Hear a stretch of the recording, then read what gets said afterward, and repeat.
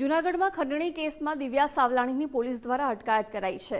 કીર્તિ પટેલ, દિવ્યા સાવલાણી સહિત 5 સામે ગુનો નોંધાયો હતો। ખંડણી અને દુષ્કર્મના કેસમાં ફસાવવાની ધમકી આપ્યાનો પણ આક્ષેપ છે। અફઝલ સીડાએ ઝેરી દવા પી આપઘાતનો પ્રયાસ કર્યો હતો। દિવ્યા સાવલાણીએ પણ ઝેરી દવા પી હોસ્પિટલમાં ડ્રામા કર્યાનો દાવો છે। કીર્તિ પટેલના જામીન બાદ પોલીસે દિવ્યા સાવલાણીને રાઉન્ડ અપ કરી છે। તાલુકા પોલીસે હોસ્પિટલમાંથી દિવ્યા સાવલાણીની અટકાયત કરી છે।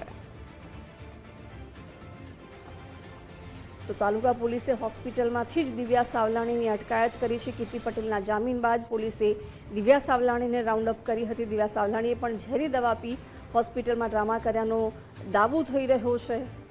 અફઝલ સીડાએ ઝેરી દવા પી આપઘાતનો પ્રયાસ કર્યો હતો અને ત્યાર પછી દિવ્યા સાવલાણીએ પણ ઝેરી દવા પી હોસ્પિટલમાં ડ્રામા કર્યાનો દાવો થયો છે। વિગતો સાથે સંવાદદાતા અતુલ જોડાઈ ગયા છે। અતુલ, હવે તાલુકા પોલીસે હોસ્પિટલમાંથી જ દિવ્યા સાવલાણીની અટકાયત કરી છે, શું વિગતો? જી જિજ્ઞાસા, ચોક્કસ જણાવી દઉં કે જે રીતે કીર્તિ પટેલ, દિવ્યા સાવલાણી સહિત 5 લોકો સામે જે અફઝલ સીડા છે તેણે ફરિયાદ આપી હતી કે મારી સામે તેણે 20 લાખ રૂપિયાની ખંડણી અને દુષ્કર્મના કેસમાં ખોટી રીતે ફસાવી દેવાની ધમકી આપી હતી। આને લઈ અને પોલીસે છે એ કીર્તિ પટેલ, દિવ્યા સાવલાણી અને અન્ય 3 શખ્સો સામે ગુનો નોંધ્યો હતો। આ કેસની અંદર ગઈકાલે કીર્તિ પટેલ છે તે કોર્ટમાં હાજર થઈ હતા। તેના જે રિમાન્ડ પૂરા થયા બાદ ત્યારે કોર્ટે તેને જામીન પર મુક્ત કરી હતી। આ કેસને લઈને જ્યારે અફઝલ સીડા છે તે દવા પી ગયો હતો તેના બાદ આજે દિવ્યા સાવલાણી છે તેણે પણ ઝેરી દવા પી અને આત્મહત્યાનો પ્રયાસ કર્યો હતો। ત્યારે તેને સારવાર માટે જૂનાગઢની સિવિલ હોસ્પિટલમાં ખસેડાઈ હતી।